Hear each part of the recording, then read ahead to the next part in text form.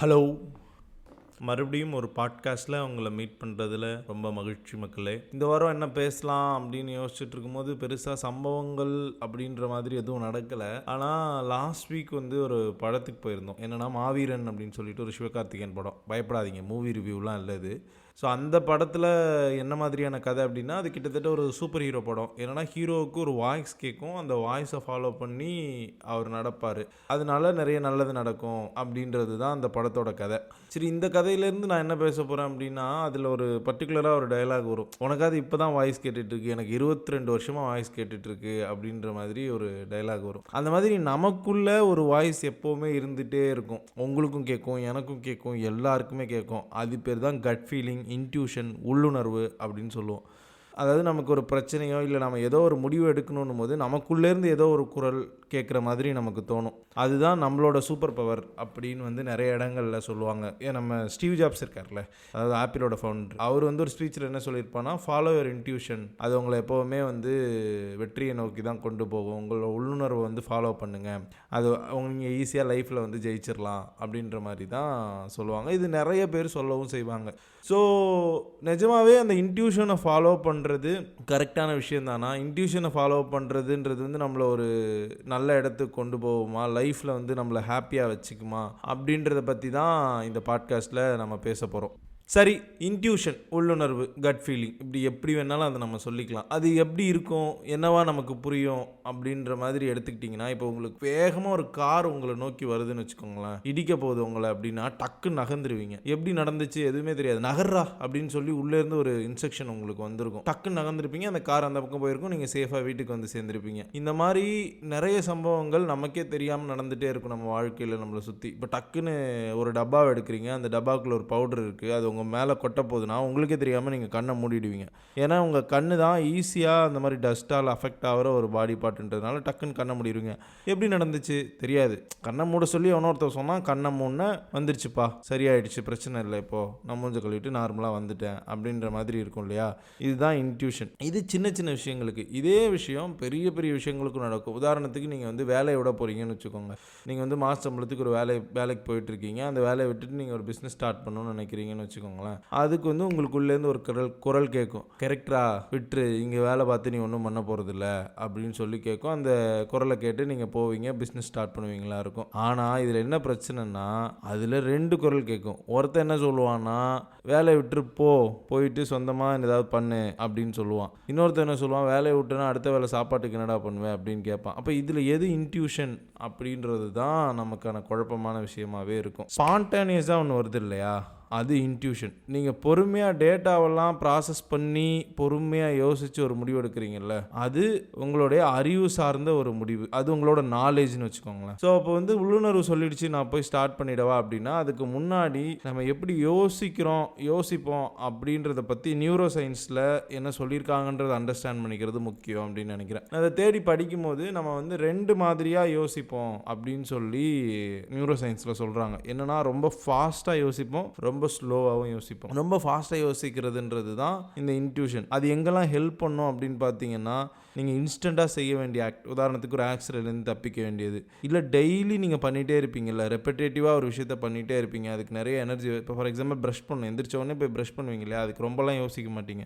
எப்படி உங்கள் ப்ரஷ்ஷை எப்படி தூக்கிறது, அதில் எப்படி பேஸ்ட்டை வைக்கிறது, எப்படி பல் விளக்குறது, இதை பற்றிலாம் நீங்கள் யோசிக்க மாட்டீங்க. அது பாட்டுக்கு நடந்துகிட்டே இருக்கும். அது உங்களோட இன்ட்யூஷன் சொல்கிறது. ரொம்ப ஃபாஸ்ட்டாக திங்க் பண்ணுவீங்க, நீங்கள் திங்க் பண்ணுறீங்கன்றதே தெரியாமல் கடன்னு போயிட்டே இருப்பீங்க. அதே நீங்கள் இப்போ ஒரு கார் வாங்க போகிறீங்க, இல்லை வீடு வாங்க போகிறீங்க அப்படின்னா, அதுக்கு நிறைய ஃபேக்டர்ஸை நீங்கள் அனலைஸ் பண்ண வேண்டியிருக்கும். ஒரு வீடு வாங்கலாம் அப்படின்னு முடிவு பண்ணிடுவீங்க, இல்லை ஒரு கார் வாங்கலாம் அப்படின்னு முடிவு பண்ணிடுவீங்க. முடிவு பண்ணிவிட்டு அதுக்கப்புறம் உட்காந்து யோசிப்பீங்க. இப்போ வீடே எடுத்துப்போமே, அந்த வீடு எந்த இடத்துல இருக்குது, அந்த வீடு வாங்கணுன்னா அந்த ப்ராப்பர்ட்டி வேல்யூ ஜாஸ்தி ஆகுமா, இப்போ நம்ம ஃபேமிலியில் இருக்க எல்லாரும் அந்த வீட்டில் போயிருந்தால் ஹாப்பியாக இருப்பாங்களா, வேறு எந்த பிரச்சனையும் வராதா, லீகலாக சரியாக இருக்கா, நம்மளால் அந்த வீட்டுக்கான பணத்தை கொடுத்து முடியுமா, இப்போ நம்ம ஒரு லோன் எடுக்க போகிறோம், கடன் வாங்க போகிறோம்னா அந்த கடனை நம்மளால் சமாளிச்சிட முடியுமா, இப்படி நிறைய விஷயங்களை நம்ம யோசிப்போம். அப்படி யோசித்து ஒரு இன்ஃபர்மேஷனாக ப்ராசஸ் பண்ணி அதுக்கப்புறம் ஒரு டெசிஷன் எடுப்போம். இது ஸ்லோ திங்கிங். ஸோ இந்த fast thinking and slow thinking ரெண்டுமே இருக்கும். இன்ட்யூஷன்றது இந்த ஃபாஸ்ட் திங்கிங்க்கு ஹெல்ப் பண்ணுற விஷயம்.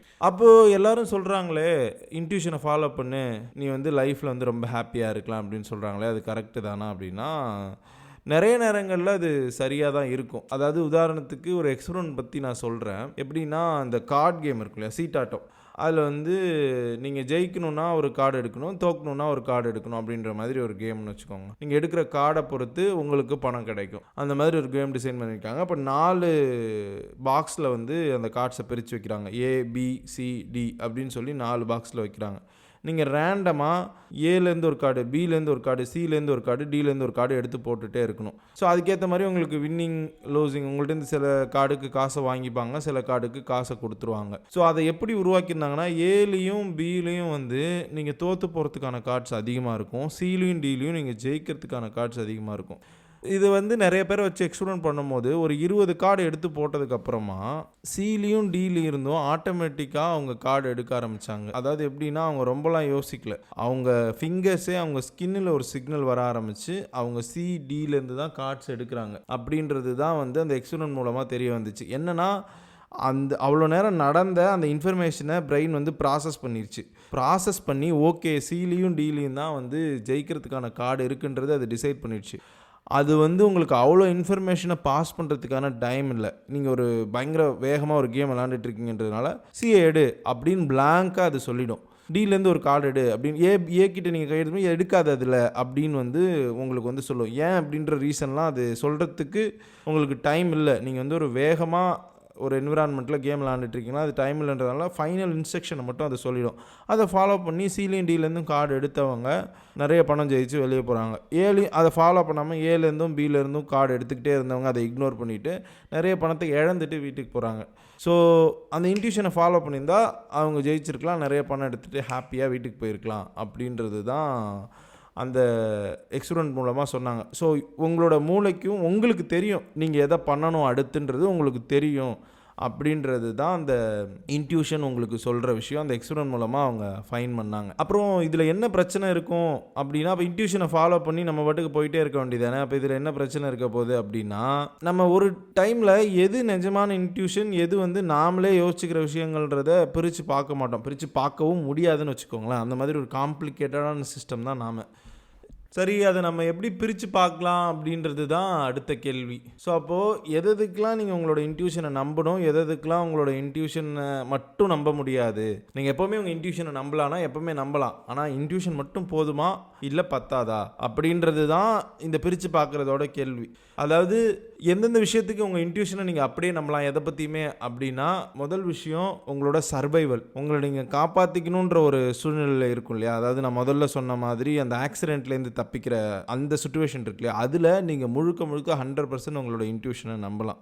இல்லை நீங்கள் ரெப்பிட்டேட்டிவாக ஒரு விஷயத்தை பண்ணிகிட்டே இருப்பீங்க இல்லையா, அதுக்கு உங்களோட இன்ட்யூஷனை நீங்கள் நம்பலாம். இல்லை ரொம்ப ஃபாஸ்ட்டாக பண்ணி முடிக்க வேண்டிய ஒரு சிச்சுவேஷனில் நீங்கள் உட்காந்துருப்பீங்களா, வேறு வழியே கிடையாது, இந்த இடத்துல நீங்கள் வேகமாக அந்த சம்பவத்தை முடிச்சே ஆகணும், உங்களுக்கு வேறு எந்த விதமான எதுவுமே இல்லை அப்படின்ற மாதிரி இருக்கும்போது நீங்கள் உங்களோட இன்ட்யூஷனை நம்பலாம். அது போக சில விஷயங்கள் பல வருஷமாக அஸ் அ ஹியூமனாக நம்ம பரிணாம வளர்ச்சி இல்லை எவால்யூட் ஆகி வந்திருக்கோம், இங்கே இந்த இடத்துக்கு வந்திருக்கோம், எவல்யூஷனரியில் இந்த இடத்துல வந்திருக்கோம். ஸோ அது உங்களுக்கு சில விஷயங்களை வந்து டிஎன்ஏ மூலமாக உங்களுக்கு ப்ராசஸ் பண்ணியிருக்கோம். ஃபார் எக்ஸாம்பிள் வந்து ஒரு கெட்டு போன சாப்பாடு நீங்கள் சாப்பிட்டீங்கன்னா உங்களுக்கு பிரச்சனை வந்துடும். இது வந்து உங்களுக்கு எவல்யூஷனரி மூலமாக பாஸ் ஆன ஒரு இன்ஃபர்மேஷன். ஒரு சாப்பாடு கிட்ட போகிறீங்க, அது ஒரு கெட்ட வாடை அடிக்குதுன்னா இது கெட்ட சாப்பாடு சாப்பிடாத அப்படின்றது மாதிரி உங்களுக்கு ஒரு குரல் கேட்கும். அப்போ நீங்கள் அந்த சாப்பிட மாட்டீங்க இல்லையா. இந்த மாதிரியான விஷயங்களுக்கு கண்ணை மூடிட்டு நீங்கள் ஒரு இன்ட்யூஷனை நம்பலாம். ஒரு பெரிய டெசிஷன் எடுக்க போகிறீங்க, ஒரு லைஃப் சேஞ்சிங் டெசிஷன் எடுக்க போகிறீங்க அப்படின்னா அதுக்கு வெறும் இன்ட்யூஷனை மட்டும் நம்புறதுன்றது சரியாக இருக்காது அப்படின்னு எனக்கு தோணுது. அதுதான் என்னோட பர்ஸ்பெக்டிவ். பொதுவாக எல்லாரும் என்ன சொல்லுவாங்க, தோன்றதை பண்ணுறா நல்லா தான் இருக்கும் அப்படின்னு சொல்லுவாங்க இல்லையா. தோன்றதை பண்ணலாம், ஆனால் அதை மட்டுமே நம்பி பண்ணுறதுன்றது சரியாக இருக்காது அப்படின்றது தான் என்னோட பர்ஸ்பெக்டிவ். சரிடா, அப்போ என்ன பண்ணுறது அப்படின்னா, இப்போ நான் ஃபஸ்ட்டு சொன்னேன் இல்லையா, நம்மள்ட்ட 2 சிஸ்டம் இருக்குது யோசிக்கிறதுக்கு. ஒன்று ஃபாஸ்ட் சிஸ்டம், இன்னொன்று ஸ்லோ சிஸ்டம். ஃபாஸ்ட் சிஸ்டமில் நீங்கள் ஒரு டெசிஷன் எடுத்திருப்பீங்க இல்லையா, அதாவது உங்களோட உள்குரல், உங்களோட இன்ட்யூஷன் ஒரு விஷயத்த சொல்லியிருக்கும் இல்லையா, அதை அப்படியே உங்களோட ஸ்லோ திங்கிங் ஏரியாவுக்கு எடுத்துகிட்டு போகணும். இதுதான்ப்பா என்னோட இன்ட்யூஷன் சொல்லியிருக்கு, அதை நான் இப்போ வேல்யூ பண்ண போகிறேன், இது சரியா தப்பான்றதுக்கு உங்களோட ஸ்லோ திங்கிங்கில் உங்களுக்கு தெரிஞ்ச விஷயங்களை வச்சுலாம் வந்து நீங்கள் பொறுமையாக ஏன்டா இப்படி பண்ணணும், இன்ட்யூஷனே எனக்கு தெரிஞ்ச இன்ஃபர்மேஷனெல்லாம் வச்சு தானே ஒரு முடிவு எடுத்து எனக்கு தருது. உங்களுக்கு ஒன்று நடக்குது. இப்போ நான் அந்த கார்ட் டெக் கேமில் உங்களுக்கு ஒன்று சொன்னேன் இல்லையா, சிடியில் தான் ஜெயிக்கிற கார்ட்ஸ் இருந்துச்சு. அது எனக்கு தெரிஞ்சிச்சு. ஆனால் அந்த இன்ஃபர்மேஷனெல்லாம் எனக்கு பாஸ் பண்ணுறதுக்கு அதுக்கு டைம் இல்லை. அது சொல்ல வேண்டிய அவசியம் இல்லை. என்ன முடிவு எடுக்கணுன்றது அது எனக்கு சொல்லிடுச்சு. அதனால எனக்கு தெரிஞ்சிருச்சு அப்படின்ற மாதிரி தான் நமக்கு இன்ட்யூஷன் சொல்லுதுன்னா அதே ஃபாலோ பண்ணிட்டு போயிட்டே இருக்க வேண்டியதானே அப்படின்னு தான் தோணும். அதில் என்ன பிரச்சனை அப்படின்னா, நமக்கு தெரிஞ்ச இன்ஃபர்மேஷன்ஸை மட்டும்தான் இன்ட்யூஷன் ப்ராசஸ் பண்ணி நமக்கு ஒரு ஆன்சரை கொடுக்கும். நமக்கு தெரியாத இன்ஃபர்மேஷனை இல்லை அதுக்கு நடுவில் நடந்திருக்க சேஞ்சஸை அதால் ப்ராசஸ் பண்ண முடியாது. அதுக்கு தான் அந்த இன்ட்யூஷனை எடுத்துகிட்டு அதை அனலைஸ் பண்ண வேண்டியதுன்றது முக்கியமாக இருக்குது. அதாவது எப்படி சொல்லணும்னா, இது காக்னிட்டிவ் பயாஸ் அப்படின்னு சொல்லுவாங்க. அதாவது நம்ம நமக்கு தெரிஞ்ச இன்ஃபர்மேஷனை வச்சு நமக்குன்னு சில அசம்ஷன்ஸ் இருக்கும். அதில் தான் நம்ம லைஃபையே லீட் பண்ணுவோம். உதாரணத்துக்கு நிறைய டைப்ஸ் ஆஃப் பயாஸ் இருக்குது. கிட்டத்தட்ட ஒரு 50 டைப்ஸ் ஆஃப் பயாஸ் இருக்குது. அதாவது என்ன சொல்லுவாங்கன்னா, அறிவு சார்பு தத்துவங்கள் அப்படின்ற மாதிரி சொல்லுவாங்க. அதாவது எனக்கு என்ன தெரியுமோ அதுதான் சரி அப்படின்னு நான் நம்புறது தான் பயாஸ்னு வச்சுக்கோங்களேன். இதில் நிறைய விஷயங்கள் இருக்கும் நமக்குள்ள அசம்ஷன். உதாரணத்துக்கு சொல்லணும்னா, நிறைய பேர் ஒரே விஷயத்த சொல்லிகிட்டே இருந்தாங்கன்னா அது உண்மையாக தான் இருக்கும் அப்படின்னு நம்ம பொதுவாகவே நம்புவோம். அது உண்மையா பொய்யா, அந்த தகவல் சரியா தப்பான்றதை நம்ம டிசைட் பண்ண மாட்டோம். இந்த மாதிரி நம்ம நிறைய இன்ஃபர்மேஷன்ஸை கேட்டு பழகிருப்போம்.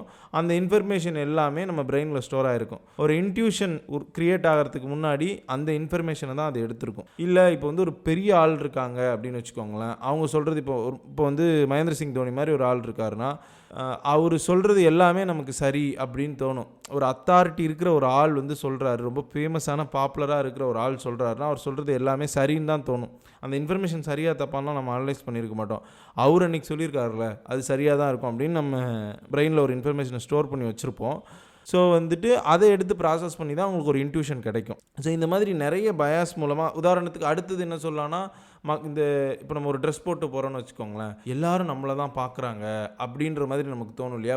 அவ்வளோ பேர்லாம் பார்க்க மாட்டாங்க. இப்போ ஒரு 1000 பேர் நம்மளை பார்க்குறாங்கன்னு நினச்சா ஹார்ட்லி அங்கே ஒரு 10 பேர் நம்மளை நோட்டீஸ் பண்ணியிருப்பானா இருக்கும். ஆனால் எல்லாருமே நம்மளை நோட்டீஸ் பண்ணுறாங்க, நாம் தான் இந்த சென்டர் ஆஃப் தி யூனிவர்ஸ் அப்படின்ற மாதிரி நமக்கு ஒரு தாட் எப்போவுமே இருக்கும். இது எல்லாமே பயாஸ். இது எதுவுமே ஃபேக்ட் கிடையாது. இது எல்லாமே நமக்குள்ளே நம்ம குக் பண்ணி வச்சுருக்க தியரிஸ். ஸோ இதை பேஸ் பண்ணி தான் இன்ட்யூஷன்ஸ் உருவாகும். அதாவது இதையும் பேஸ் பண்ணும், அது இல்லாமல் நிறைய நல்ல இன்ஃபர்மேஷன்ஸையும் நம்ம பிரெயினில் ஸ்டோர் பண்ணி வச்சுருப்போம். அது ரெண்டையுமே பேஸ் பண்ணி தான் ஒரு இன்ட்யூஷன் க்ரியேட் ஆகும். அப்போது நம்ம இந்த பயாஸை எலிமினேட் பண்ண வேண்டியதுன்றது ரொம்ப முக்கியமான ப்ராசஸாக இருக்கும். ஸோ அப்போ உங்களுக்கு தோன்ற அந்த உள்ளுணர்வு தகவலை அப்படியே வெளியே எடுத்து ஸ்லோ திங்கிங்கில் தூக்கி போட்டு இதை நான் ஏன் முடிவு எடுத்திருக்கேன் அப்படின்றதுக்கான விஷயங்களெல்லாம் நம்ம பிரிக்கணும். ஓகேப்பா, இன்றைக்கி நீ வேலையை விட்டுட்டு போய் ஒரு பிஸ்னஸ் ஸ்டார்ட் பண்ணு அப்படின்னு சொல்லி இன்ட்யூஷன் சொல்லிடுதுன்னு வச்சுக்கோங்க. அது ஏன் சொல்லுது அப்படின்றத நான் திரும்பி யோசிக்கணும். என்னன்னா, அன்றைக்கி காலையில் நான் எங்கள் ஆஃபீஸில் என் மேனேஜர் கூட பயங்கர சண்டை போட்டு வெளியே வந்திருப்போனா இருக்கும்.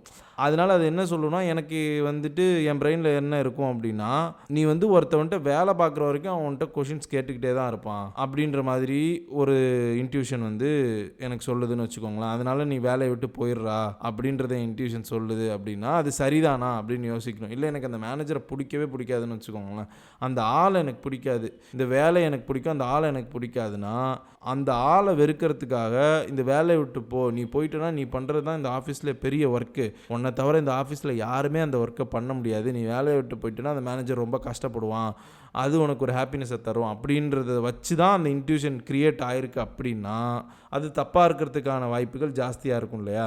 ஸோ அதனால் அந்த இன்ட்யூஷனை எடுத்துகிட்டு நம்ம இங்கே போடுவோம், ப்ரெடிக்ஷன்ஸ் பண்ண ஆரம்பிப்போம். இதை பண்ணுனா என்ன நடக்கும் அப்படின்றது ரெண்டாவது பார்ட். அதுக்கு முந்தின பார்ட் என்னென்னா, ஏன் இந்த முடிவை என் பிரெயின் எனக்கு சொல்லியிருக்கு அப்படின்றத எடுக்கணும். இந்த ரெண்டு சைடையும் வச்சுட்டு நீங்கள் ஒரு டெசிஷன் எடுத்து ப்ரொசீட் பண்ணலாம், தப்பு கிடையாது. ஸோ உங்கள் இன்ட்யூஷனை நீங்கள் ப்ராசஸ் பண்ணுங்கள். ரொம்ப பெரிய இன்ஃபர்மேஷன்ஸ் எல்லாம் நடக்கும்போது, ஒரு முக்கியமான டெசிஷன் எடுக்கும்போது உங்கள் இன்ட்யூஷனை நம்புங்க. ஆனால் அதை அப்படியே பண்ணணுன்ற எந்த அவசியமும் கிடையாது. அதை ப்ராசஸ் பண்ணுங்கன்றது தான் நான் இன்றைக்கி சொல்லணும்னு நினச்ச விஷயம். பொதுவாக உங்களுக்குள்ளே ஒரு குரல் கேட்கும், அது சூப்பர் பவருக்குலாம் கிடையாது, அது ஒரு சயின்ஸ். உங்களுக்கு இருக்கிற இன்ஃபர்மேஷனை அது திருப்பி ப்ராசஸ் பண்ணி இன்றைக்கி நீங்கள் டெசிஷன் எடுக்கிறதுக்கு, ஈஸியாக டெசிஷன் எடுக்கிறதுக்கு உங்களுக்கு ஹெல்ப் பண்ணுறதுக்கு நமக்குள்ளே இருக்கிற ஒரு சிஸ்டம், அவ்வளோதான். அது சூப்பர் பவர்லாம் கிடையாது. ஸோ இன்ட்யூஷன் ஒன்று சொன்னிச்சு, எனக்கு வயிற்றுக்குள்ளேருந்து அலாரம் அடிக்குது, அதனால நான் அதை பண்ணிட்டேன் அப்படின்ற மாதிரி பெரிய பெரிய விஷயங்களுக்கு முடிவெடுக்காதீங்க. ஆனால் இன்ட்யூஷனை இக்னோர் பண்ணாதீங்க. ஏன்னா அதுக்கு தெரியும் நீங்கள் யார், உங்களை சுற்றி என்ன நடந்திருக்குன்ற எல்லா விஷயத்தையும் அது வந்து அக்கௌண்ட்டில் எடுத்துக்கிட்டு தான் இந்த இன்ட்யூஷன் டெசிஷன் அப்படின்ற ஒரு விஷயத்தை கொடுத்துருக்கு. ஸோ இன்ட்யூஷன்றது ரொம்ப வேலிடான விஷயம். ஆனால் அதை அப்படியே ப்ரொசீட் பண்ணுறதுன்றது வந்து நிறைய நேரங்களில் சரியாக இருக்காது அப்படின்றது தான் சொல்ல வந்தேன். So believe your intuition, but process it before you are deciding what you are going to do. அப்புறம் இன்னொரு பெரிய மிஸ்கன்செப்ஷன் என்னவாக இருக்கும் அப்படின்னா, இந்த இன்ட்யூஷன், அதாவது இதை நம்ம வந்து நம்ம ஊர் பக்கம் வந்து மனசாட்சி அப்படின்னு சில சமயத்தில் சொல்லிப்போம். அதாவது இன்ட்யூஷன் சொல்கிறது எல்லாமே வந்து சரியானதாக தான் இருக்கும், எத்திக்கலி மாரலி நீதி தவறாத ஒரு குரலாக தான் அது இருக்கும் அப்படின்றது நம்ம எப்போவுமே சொல்லுவோம். அந்த நீதிக்கும் உங்களோட மாரல் வேல்யூக்கும் உங்களுக்கு உள்ளேருந்து கேட்குற குரலுக்கும் எந்த விதமான சம்மந்தமும் இருக்காது. அதாவது உங்களை பொறுத்த வரைக்கும் எது சரின்னு நினைக்கிறீங்களோ அதை பொறுத்து தான் அந்த குரல் உருவாயிருக்கும். ஸோ அதனால் அந்த குரல் வந்து சரியானதாக இருக்கணும் அப்படின்னு நீங்கள் ஆசைப்படுறீங்க. இப்போ வந்து நீங்கள் வந்து ஒரு நீதி சம்பந்தமான ஒரு தீர்ப்பு சொல்ல வேண்டியிருக்கு, இல்லை ஒரு நடுநிலையான ஒரு விஷயத்தை முடிவு பண்ண வேண்டியிருக்கு, இல்லை ஒருத்தவங்களை பற்றி நீங்கள் ஜட்ஜ் பண்ண வேண்டியிருக்கு அப்படின்னும் போது உங்களோட இன்ட்யூஷன் எப்படி ஒர்க் ஆகுனா, உங்களுக்கு தெரிஞ்ச இன்ஃபர்மேஷனை வச்சு தான் ஒர்க் ஆகும். ஸோ அதுக்காக நீங்கள் நிறைய விஷயங்களை தேடி எக்ஸ்ப்ளோர் பண்ணி உங்களை பிரெயினை கண்டிஷன் பண்ணிக்க வேண்டியது ரொம்ப முக்கியமானது. ஸோ இங்கே தான் வந்து அந்த ரொம்ப பெரிய பெரிய ஆட்கள் சொல்கிறாங்க இன்ட்யூஷனை ஃபாலோ பண்ணுங்கள் ஜெயிச்சிடலாம் அப்படின்னு சொல்கிறாங்க அப்படின்ற மாதிரி ஃபஸ்ட்டு சொல்லியிருந்தேன் இல்லையா. இப்போ நான் கடைசியாக சொல்லும்போது என்ன சொல்லியிருந்தேன்னா, இன்ட்யூஷனை மட்டும் நம்பி போகாதீங்க அப்படின்ற மாதிரி நான் சொல்லியிருந்தேன். அதுக்கு காரணம் என்னென்னா, அவங்க அவ்வளோ இன்ஃபர்மேஷன்ஸை ப்ராசஸ் பண்ணுறாங்க, அவ்வளோ வேறு பர்ஸ்பெக்டிவில் வந்து லைஃப்பை அணுகிறாங்க. ஸோ அது ஒரு டைமில் வந்து உங்களுக்கு தேவையான எல்லா இன்ஃபர்மேஷனையும் உங்களுக்குள்ளே ஃபீட் பண்ணிடும். இப்போ இந்த பயாஸ்ன்னு சொன்னோம் இல்லையா, அந்தையே அவங்களுக்கு தெரிய ஆரம்பிக்குது. இப்போ இந்த பயாஸை பற்றி நம்ம படிக்கிறோம், நம்ம எவ்வளோ பயாஸ்டாக இருக்கோன்றதை நம்ம அண்டர்ஸ்டாண்ட் பண்ணிக்கிறோன்னு வச்சுக்கோங்க. எவ்வளோ பயாஸ்டாக இருக்கோன்றதை நம்ம அண்டர்ஸ்டாண்ட் பண்ணிக்கிறது எப்படி அப்படின்றத நம்ம இன்னொரு பாட்காஸ்ட்டில் பேசலாம்.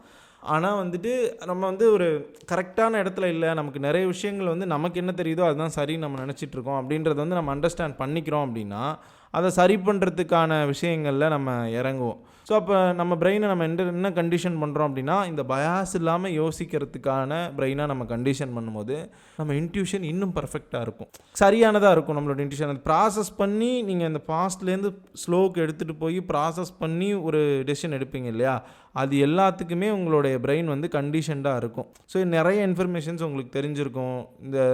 இந்த ஜட்ஜ் பண்ணுறது இதுக்கெலாம் வந்து எப்படி பண்ணணும், எதுக்காக பண்ணணுன்ற நிறைய விஷயங்களை வந்து நீங்கள் ஒரு கிளாரிட்டியோடு இருக்கும்போது உங்களோட இன்ட்யூஷன் வந்து ரொம்ப அக்யூரேட்டாக இருக்கும். அப்போ உங்கள் இன்ட்யூஷனை ஃபாலோ பண்ணி நீங்கள் போயிட்டே இருக்கலாம். ஸோ அந்த இன்ட்யூஷன்ஸை அதே மாதிரி எல்லா விஷயங்கள்லையுமே உங்கள் இன்ட்யூஷன் கரெக்டாக இருக்கணுன்ற அவசியம் கிடையாது. இப்போ ஸ்டீவ் ஜாப்ஸை பொறுத்த வரைக்கும் ஒரு பிஸ்னஸை ஸ்டார்ட் பண்ணுறதுக்கு அவருக்கு வந்து இன்ட்யூஷன் சரியானதாக இருக்கலாம். ஏன்னா அவரோட மொத்த லைஃபையுமே அதில் தான் டெடிகேட் பண்ணியிருந்தாருன்றதுனால இப்போ அவருக்கு அடுத்து என்ன ப்ராடக்ட் பண்ணணும் ஆப்பிளில் அப்படின்றதுக்கு வர இன்ட்யூஷன் அவருக்கு வந்து கரெக்டானதாக இருக்கலாம். ஆனால் இப்போ வந்து அமெரிக்காவுக்கும் ரஷ்யாவுக்கும் ஒரு வார் வந்து கிரியேட் ஆக போகுது, அந்த வாரை வந்து நம்ம ஸ்டார்ட் பண்ணலாமா இல்லை சமாதானமாக பேசி முடிச்சுக்கலாமா அப்படின்ற மாதிரி ஒரு கேள்வி வருதுன்னு வச்சுக்கோங்களேன்.